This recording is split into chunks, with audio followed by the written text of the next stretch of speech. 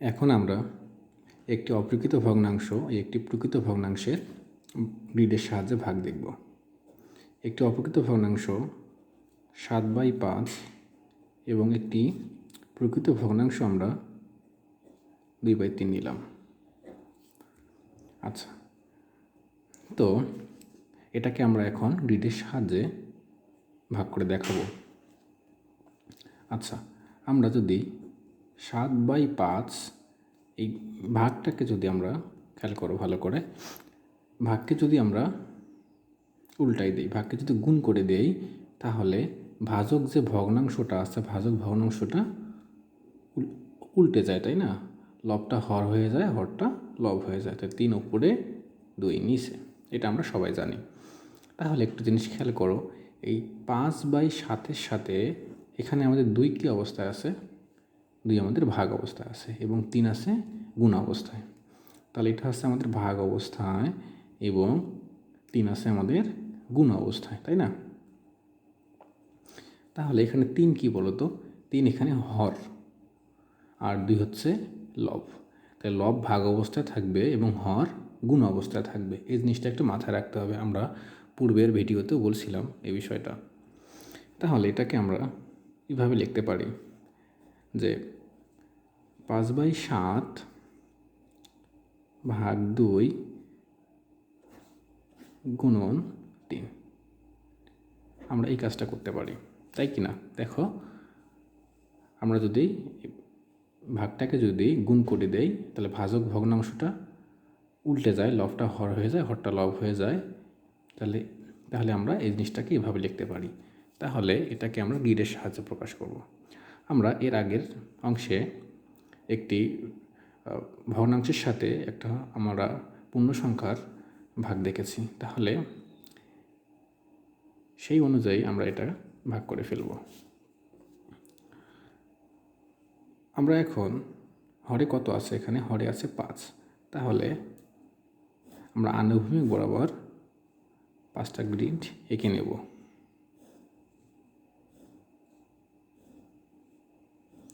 আমরা আনুভূমিক বরাবর 5টা গ্রিড এঁকে নিয়েছি। এখন দেখো, এই সম্পূর্ণ ভগ্নাংশটাকে আমাদের দুই ভাগে ভাগ করতে হবে। তাহলে এটাকে আমরা 2 ভাগে ভাগ করে নিব।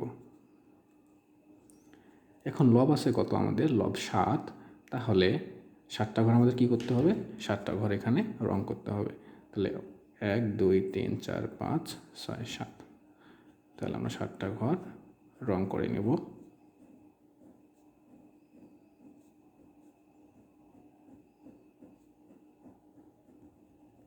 আমরা 7টা ঘর রং করে নিয়েছি। এখন এই সম্পূর্ণ অংশের সাথে 3 কী অবস্থায় আছে? গুণ অবস্থায় আছে। তাহলে আমরা কি বলতে পারি এখানে? আচ্ছা, আমরা জানি যে গুণ হচ্ছে একই সংখ্যার যোগের সংক্ষিপ্ত রূপ হচ্ছে গুণ। যেমন আমরা হচ্ছে যদি 2 গুণন 3 বলি, তাহলে আসতেছে আমাদের কত? 6। এটাকে আমরা 2 যদি আমরা 3 বার যোগ করি, তাহলে আমরা কী পাচ্ছি? তাহলে আমরা 6 পাচ্ছি, তাই নয় কি? তাহলে আমরা যোগের সংক্ষিপ্ত রূপকে কী বলতে পারি? যোগের সংক্ষিপ্ত রূপকে আমরা হচ্ছে গুণ বলতে পারি। তাহলে আমরা হচ্ছে 7/5 এই অংশটাকে আমরা 2 দ্বারা ভাগ করছি। এটাকে আমরা গ্রিডের সাহায্যে প্রকাশ করলাম। এখন এই অংশটা আমাদের কতবার হবে? এই অংশটা আমাদের 3 বার লিখতে হবে। হ্যাঁ, তাহলে একবার লিখে ফেলছি আমরা, তাহলে আমরা আরও 3 বার লিখব এটাকে।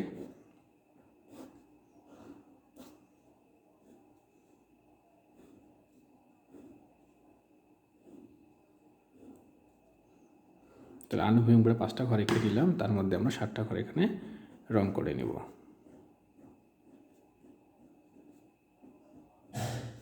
তাহলে আমরা 7টা ঘর রং করে নিলাম। তাহলে এখানে কত দেওয়া আছে মোট? আমাদের এখানে ঘর আছে 10টা। 10-এর মধ্যে আমাদের, তাহলে 10-এর মধ্যে হচ্ছে কত? 10-এর মধ্যে এখানে 7। একইভাবে এখানেও কত? আমাদের 10-এর মধ্যে হচ্ছে 7। আচ্ছা, তাহলে আমরা আরেকটা ঘর এঁকে নিব, যেহেতু আমরা 3 আছে, গুণ 3 আছে।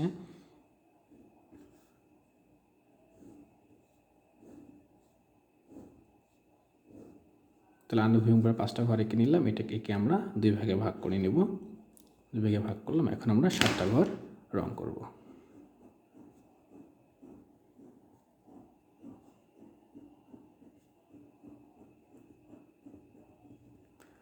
তাহলে আমরা দেখো,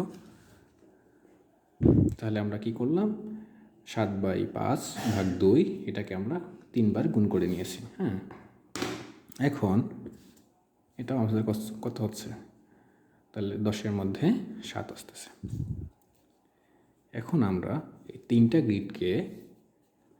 3টা গ্রিডের মধ্যে দেখো, এখানে 7টা ঘর রং করা আছে, এখানে 7টা ঘর রং করা আছে, এখানে 7টা ঘর রং করা আছে। তাহলে আমরা মোট কয়টা ঘর রং করা আছে, তাহলে 3-7 আমাদের 21টা ঘর রং করতে হবে। হ্যাঁ, তাহলে প্রথমেই আমরা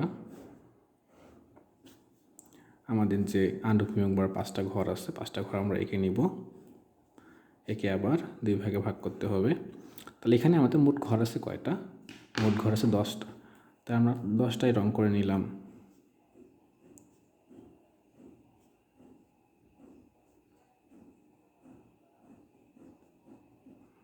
তাহলে এখানে আমরা 10টা ঘর রং করে নিলাম। তাহলে এটা আমাদের হচ্ছে কত, 10-এর মধ্যে 10, বা এটা আমরা বলতে পারি 1, তাই না? আচ্ছা, তাহলে যেহেতু আমাদের 21টা ঘর রং করতে হবে, আমরা 10টা ঘর রং করে ফেলেছি। এখন